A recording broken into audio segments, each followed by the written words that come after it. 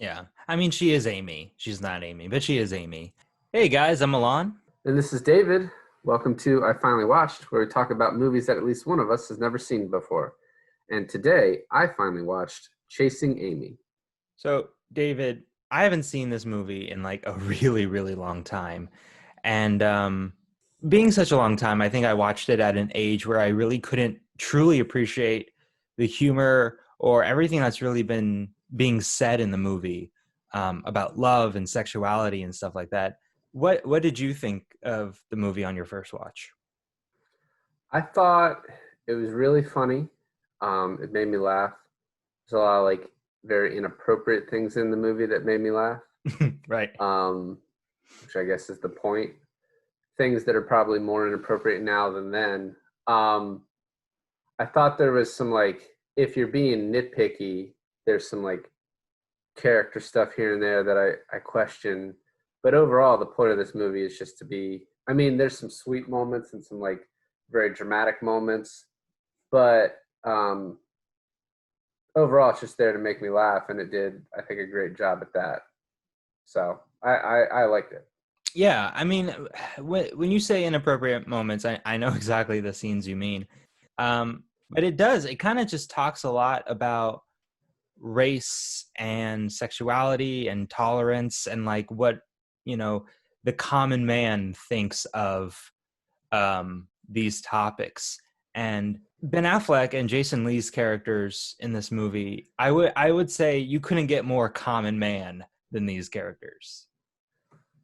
Yeah, and I think also Kevin Smith in the script, in the way the dialogue does a kind of an interesting thing where Jason Lee plays, kind of he's not a frat guy, but he's just like a guy who's like a Neanderthal, and the way he talks is, very bigoted and kind of small-minded.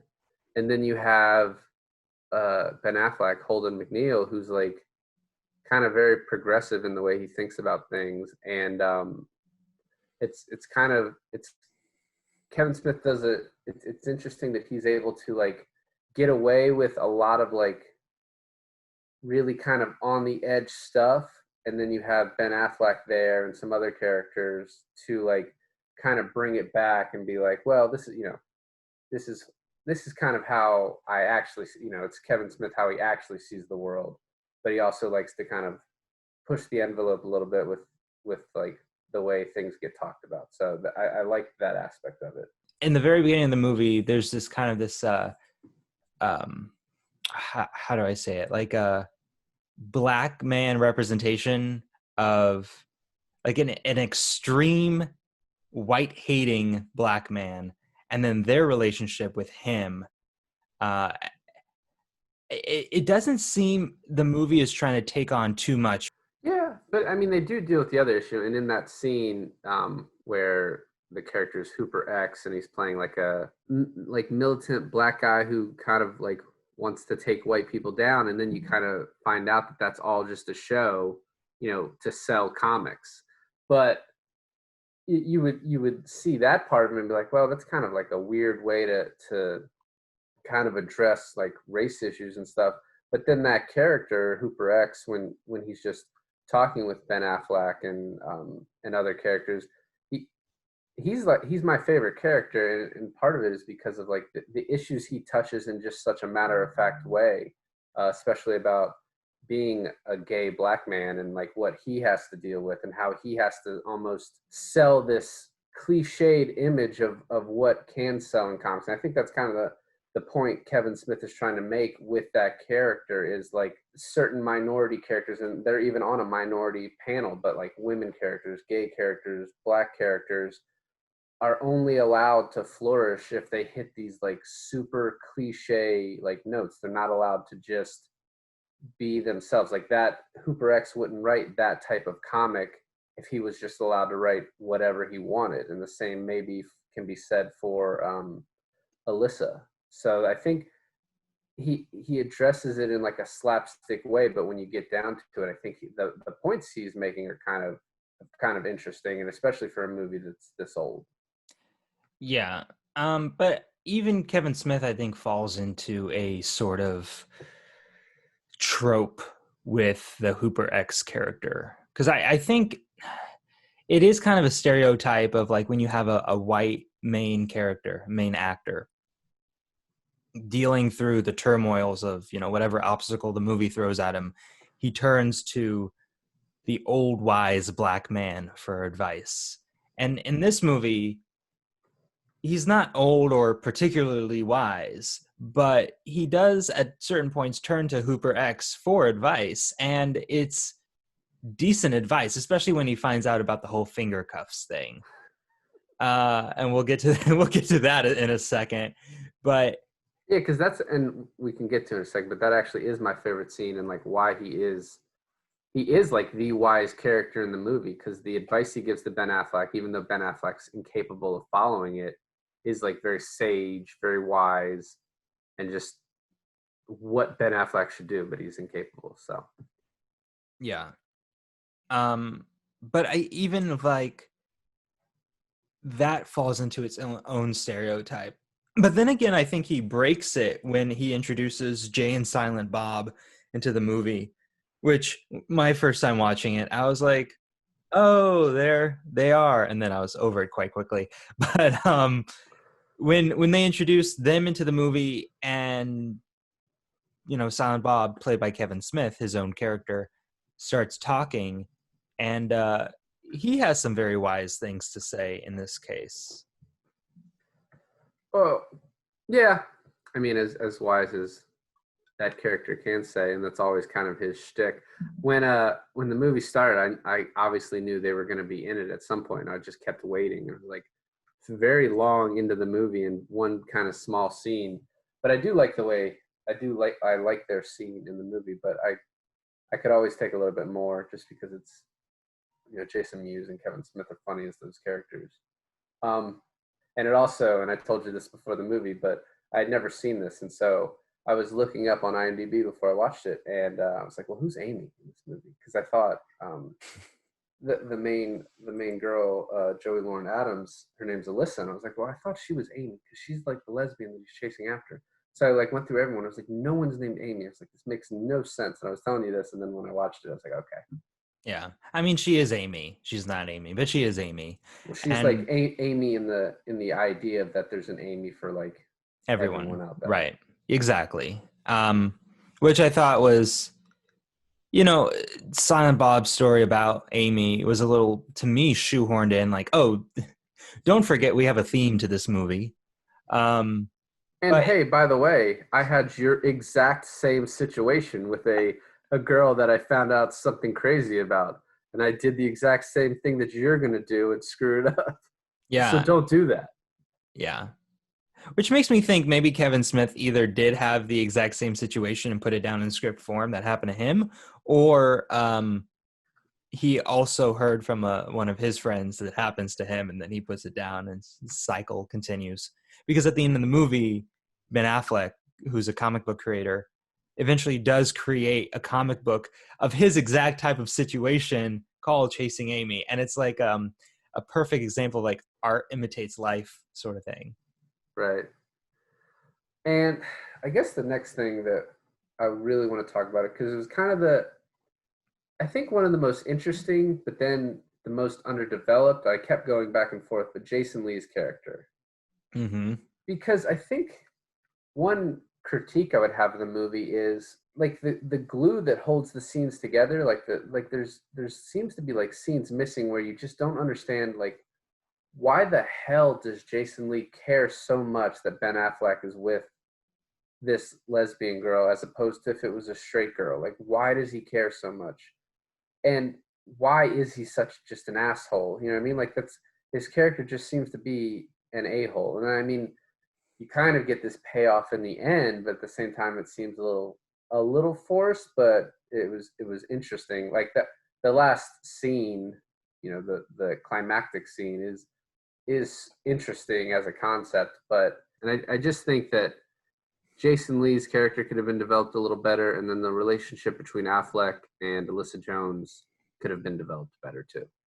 Well, I think that's explained in the scene that you're talking about, but I was kind of confused because is Jason Lee's character gay or is that just TBD? I mean, he agrees, spoiler alert, he agrees to the three-way in the end.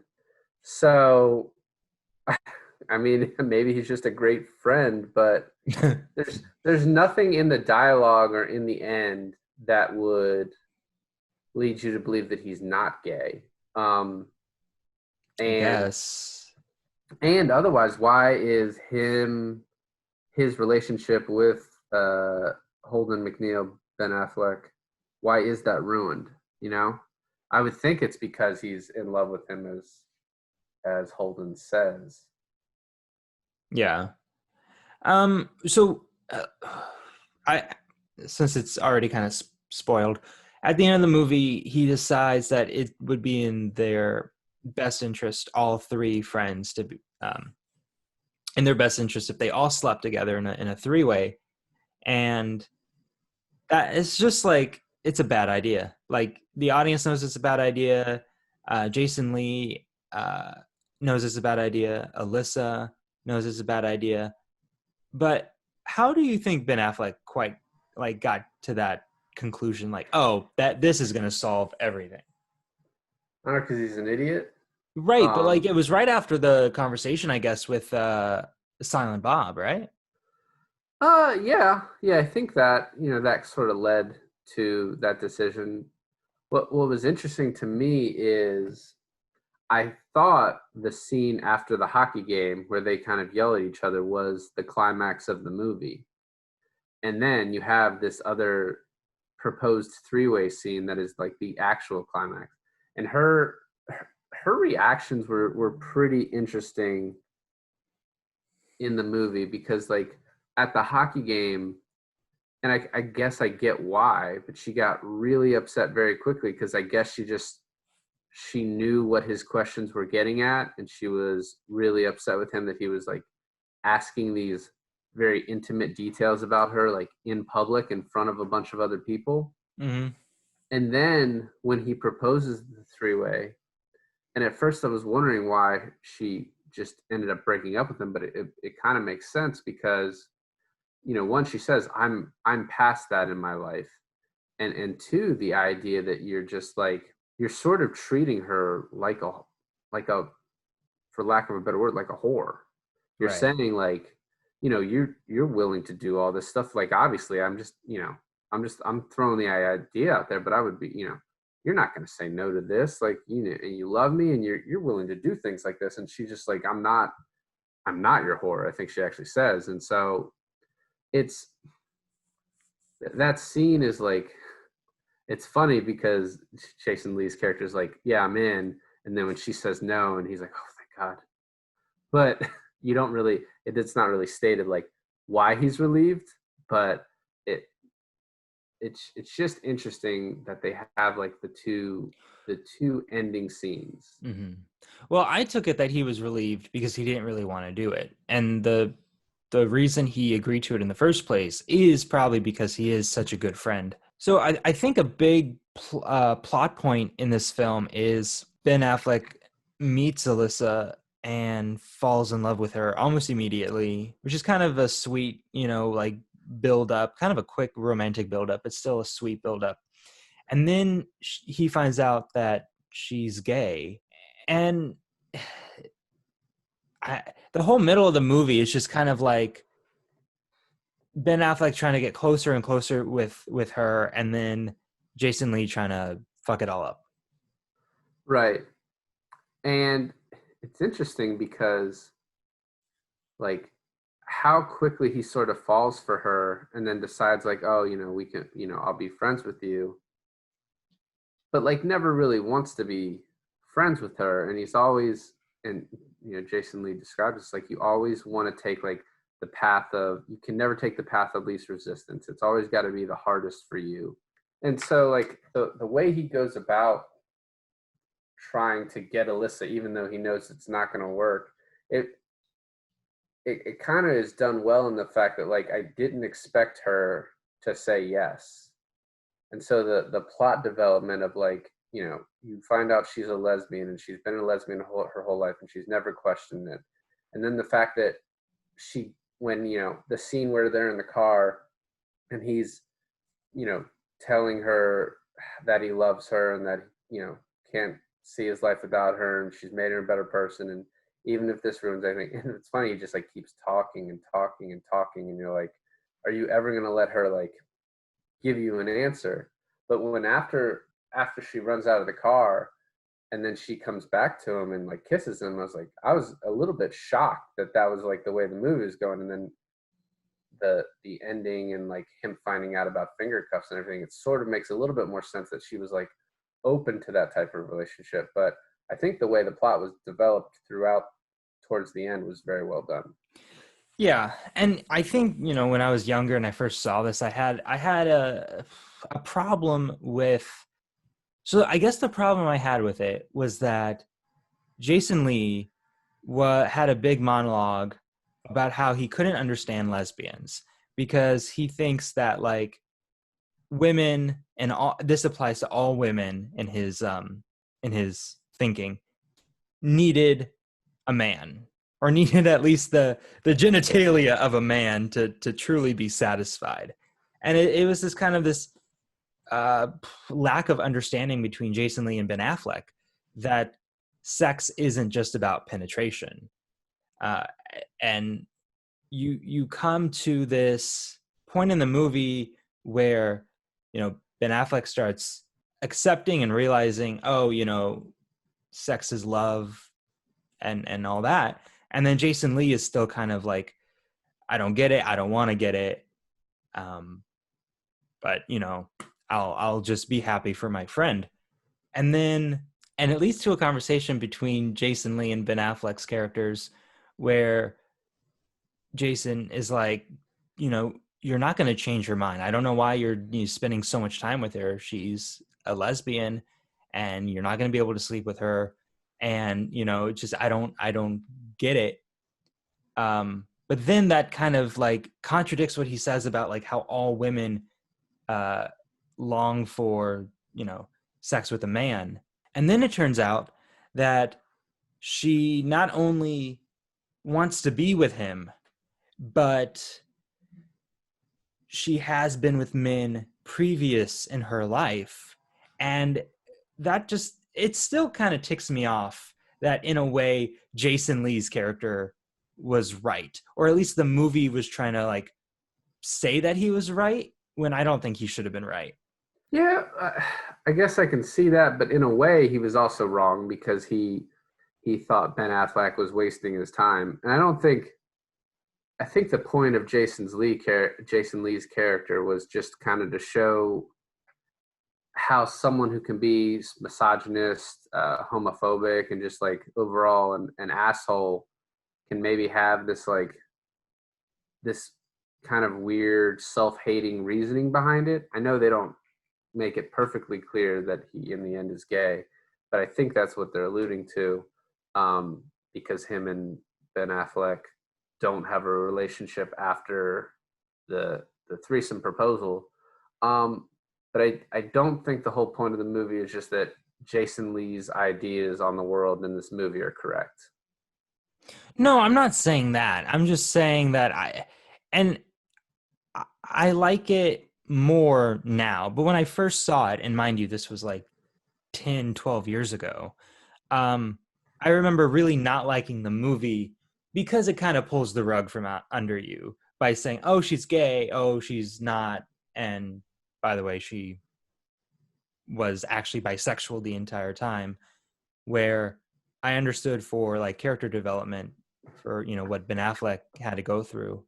I understand that better now. But I remember really not liking it when I was younger. But I think that was just mainly because my lack of understanding of the world. Wait a second.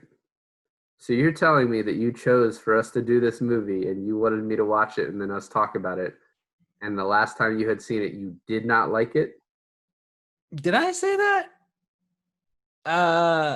It's not like I didn't like it. It's just that I thought that to me, it brought up some interesting points that I thought would be interesting to talk about nowadays. So I'm not wrong about that. But I mean, I liked it. I think it's a relatively good movie that does talk about controversial stuff in a like enlightening way, especially for 1997. Yeah, well, I mean, it's not exactly the Dark Ages, but it and at the time I was 10 years old. So, um, one thing that I like to do when we watch these movies, like from the 90s or 80s or whatever, is kind of see some of the things in the movie that, because we've seen hundreds of movies since then, are just sort of obvious or don't really make sense or whatever. Hmm. But the second they walk into that club in the beginning, and maybe it's because I knew Alyssa Jones was a lesbian, maybe not, but like it's a lesbian club. I And mean, so it's called the Meow Mix, for God's sake. but when Jason Lee is just like looking around and just sees nothing but women, he's like, "Oh, okay." I was just like, well, I mean, I think that was something like, I don't know if the audience caught, but it's just Yeah. really funny. And then in 2020, watching the scene where she's has her 3 or 4 lesbian friends over helping her pack up her comic books, and then they ask her about her new relationship, and she says they, and then they don't live around here, and they, and I was like, oh man, she's doing the pronoun thing. And then one of her friends is just like, why are you playing the pronoun game? And I was just like, that's something that may not even notice because people do that all the time now, but it was just funny to immediately notice like, oh, she's trying to hide it. Yeah. Yeah. I mean, I caught that and I was like, that would go so under the radar nowadays. But it's kind of funny in a way how unaccepting they are to her now dating a man. I did find it interesting though that they all got mad at her and were just like, well, another one bites the dust. Like another one is turned away. Yeah, I guess. I guess. And then that leads to what I thought was kind of an interesting moment when Jason Lee gets the yearbook and it says finger cuffs, and that sort of from then on leads to like what the rest of the movie is about. But I thought the whole idea of like, because Ben Affleck and Alyssa Jones are kind of both from like the same area in New Jersey, like just 2 towns that are next to each other, and the idea that you have this like, oh, this one dude that went to one high school and then went to the other, I think it's just like kind of like a funny plot device of like he was in with both crowds and like has the dirt on both, and so he's like a go between when you need information on this other school, he'll be the one who can tell you. Yeah. That part to me I thought was pretty interesting, like pretty funny. Yeah, I mean, we even had that back when I was in high school. We had like one public school that was relatively close to um, the other side's public school, and so people had friends that had been in both when they moved, or knew people who knew people that's been to one or the other. So it was kind of like, yeah, information gets around that way, 100%, like very relatable. Um, as far as this being a 90s movie, I you know I never really had a true appreciation for 90s films, and I guess mainly because I grew up in the 90s. But man, do 90s uh, movies have like their own style.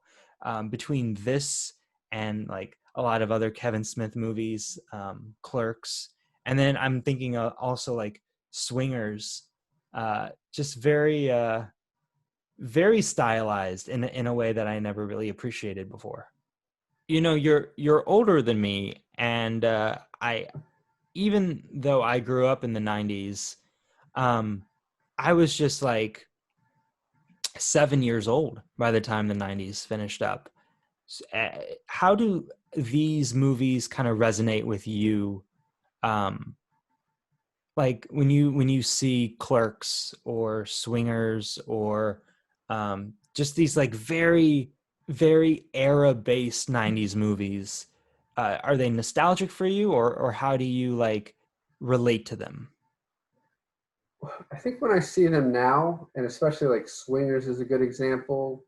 Um, Top Gun a little bit, but that's like late '80s. But a lot of these movies are kind of like, I see them as like my older brother's movies. Like these are movies I would see like on their shelves.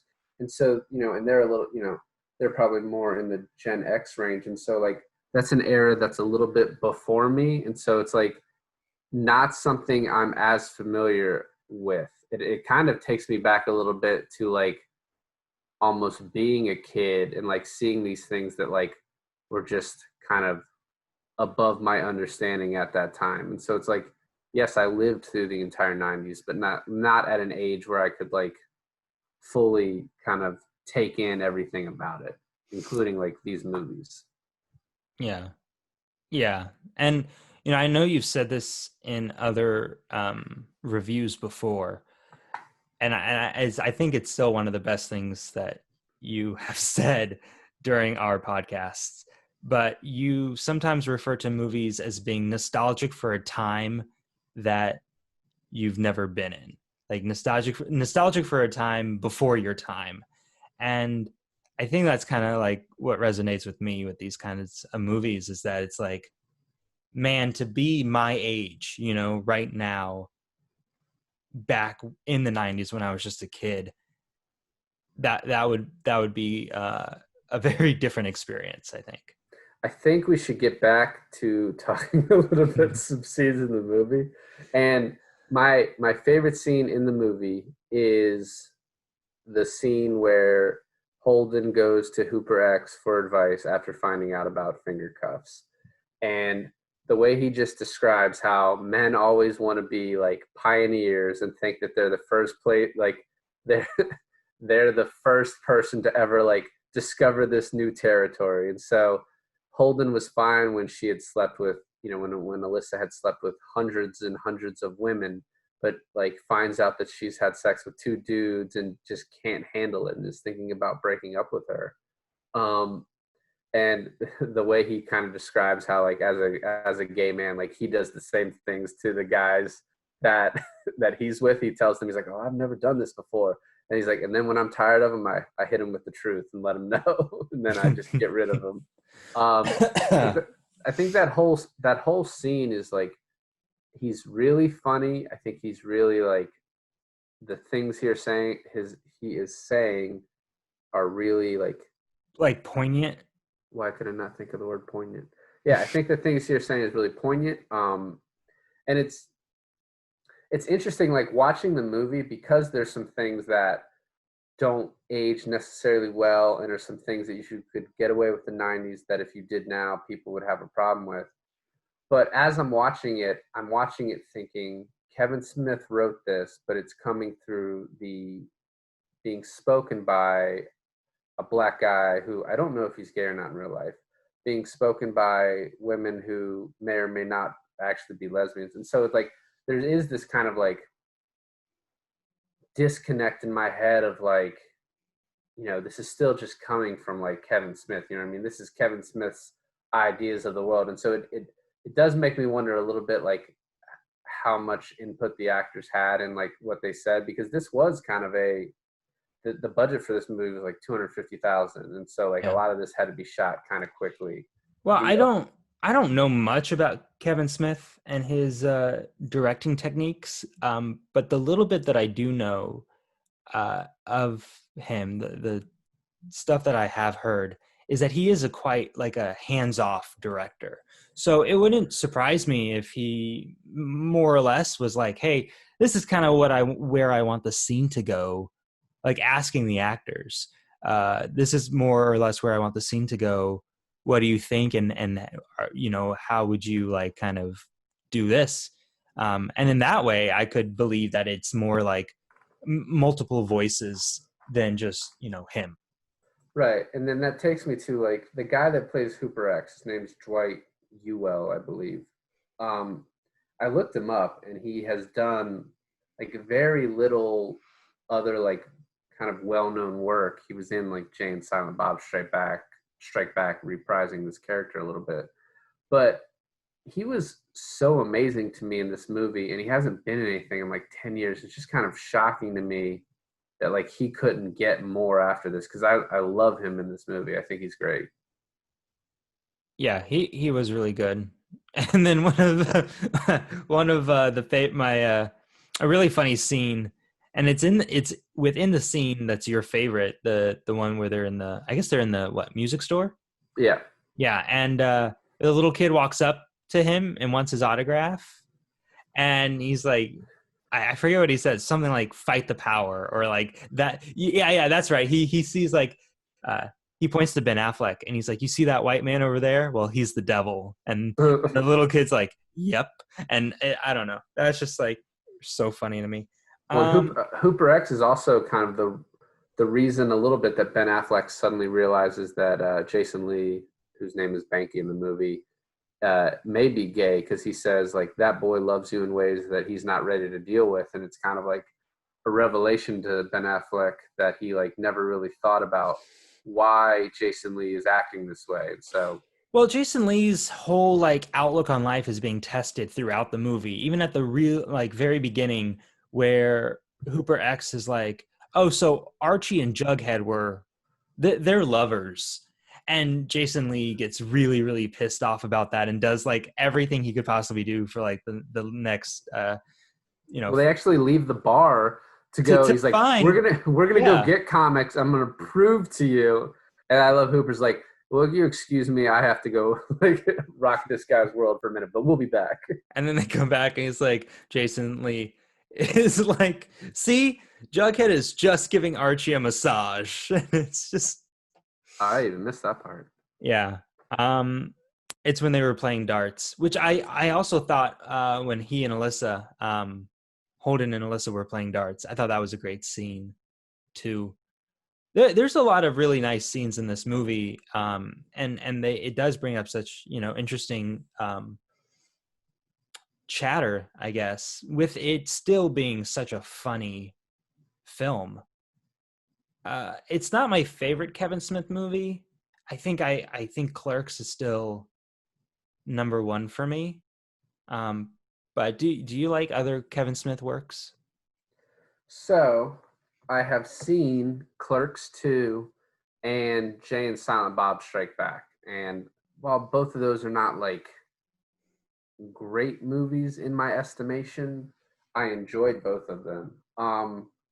I liked this one too, and it does have like some pretty good, obviously Ben Affleck, that he's a great actor, but it has some great performances by him and Alyssa, played by Joey Lauren Adams, and like the moments where he's kind of like bearing his soul to her, and the moments where she's getting like super angry at like the things that he's done, and like the fact that he's found out about her past, and then at the end when he's proposing the three-way and she's just like, no, I'm past that, I can't do that anymore, and I have to leave you. I think she gave a really good performance. Sometimes I was a little lost by like what motivated her to react the way she did, Mm-hmm. like at the hockey rink, to just start screaming at him. But I thought in like most of the scenes she was kind of completely justified, because while Ben Affleck kind of portrays himself for a lot of the movie as being this like progressive, accepting guy, he's constantly telling Jason Lee like, don't talk like that, don't call her that, I'm gonna hit you if you keep talking about her like that, I'm gonna quit calling people gay and quit doing this and that, you're better than that.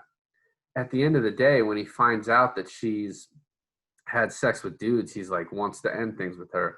He wants to have a three-way with her and just assumes that she's going to be all right with that and should be all right with that. So like his views, what he expresses to people is like somewhat progressive, but when push comes to shove and he's in a situation, he still like reverts back to like somewhat chauvinistic tendencies.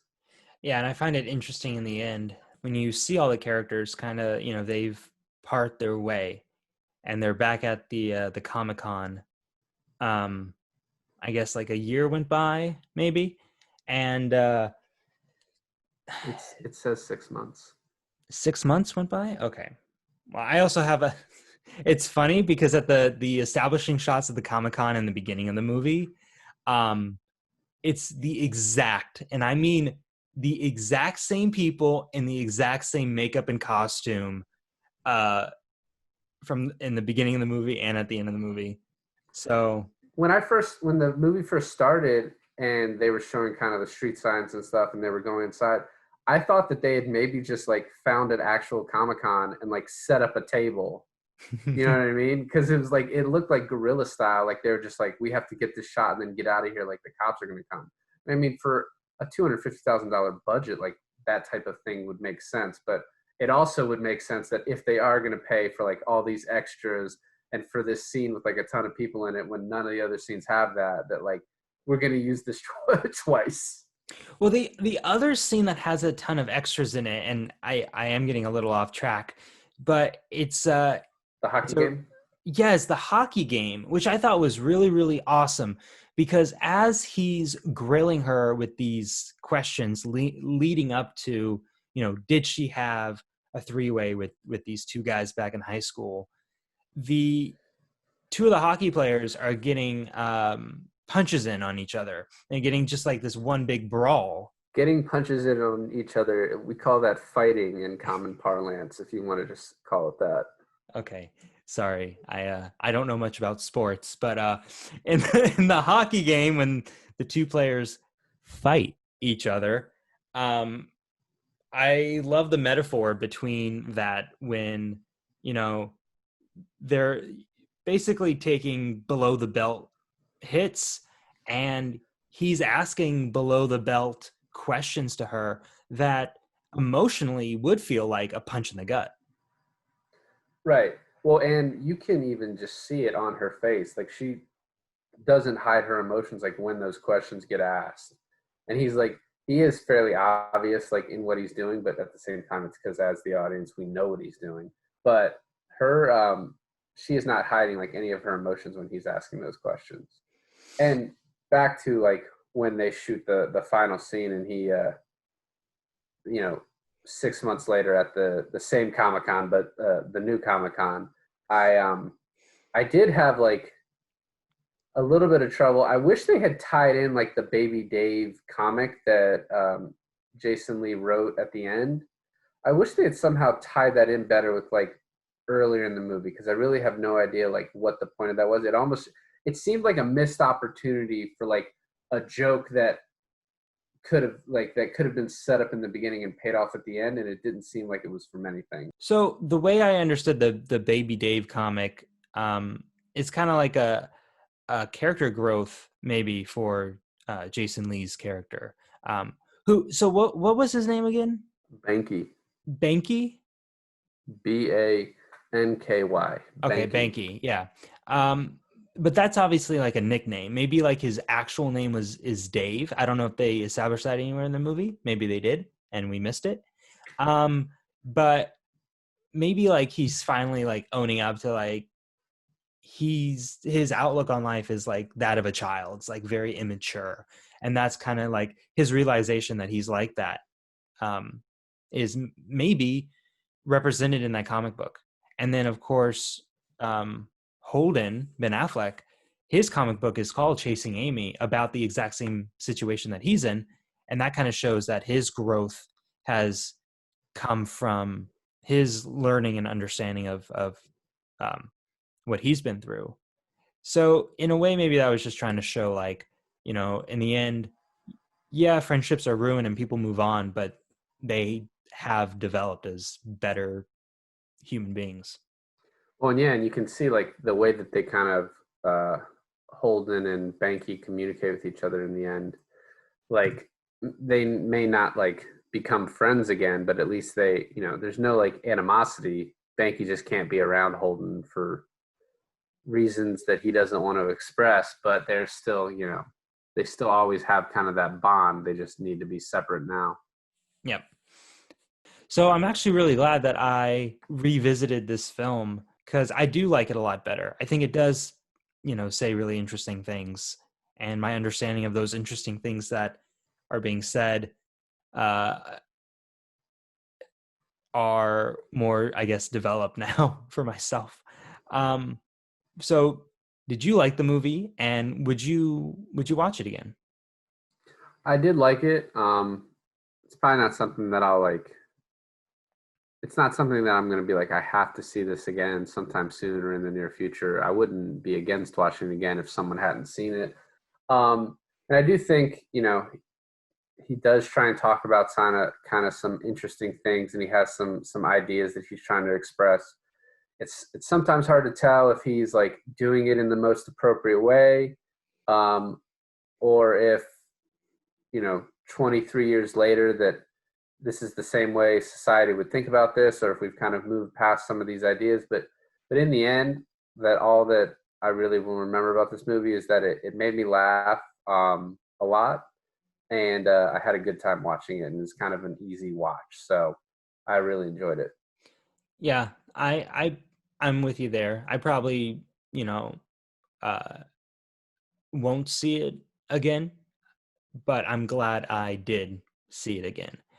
Well, thanks for listening, everybody. And today I finally watched Chasing Amy. And tune in to our next episode where we're going to have a very special guest. See ya.